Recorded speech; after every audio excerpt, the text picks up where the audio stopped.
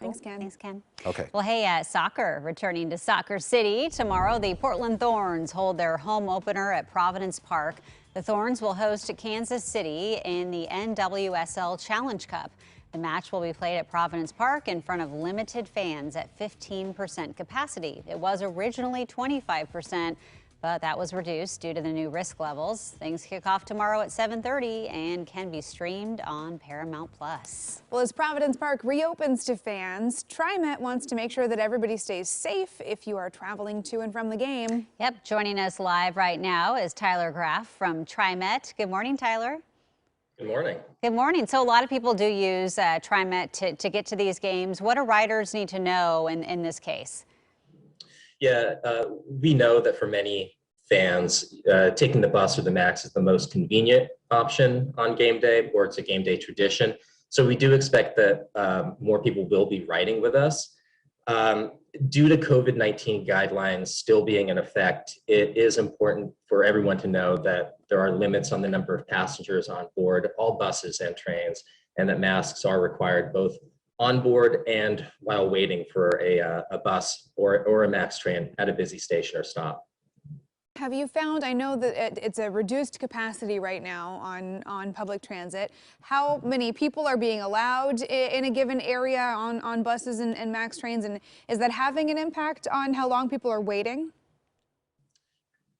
So far, it hasn't. Our ridership has been down during the pandemic. It's still down about 60% or 57.8% in March versus 2 years ago, pre-pandemic. So the passenger limits have had not a huge impact on rider wait times so far, but we do expect that with more people coming back into the system and riding buses and MAX trains more often, that there might be an additional wait time for them, especially on a game day like this. The passenger limits are about 19 to 24 for most buses and 26 on a MAX train. So, we do have the seats that are marked off, directing people to where they should sit. And it has been very useful so far. People have been following those directions and have been really respectful of what we've been doing so far. Yeah, I was going to ask you about that because, getting on the MAX, usually you just kind of pile in. Do you have workers at each stop that are making sure that people aren't just, getting in there even if there aren't any seats left? And because usually that middle aisle is full, too, of people standing during these games. Mm-hmm. So we will have extra staff outside Providence Park to encourage people to spread out and remind them that masks are required.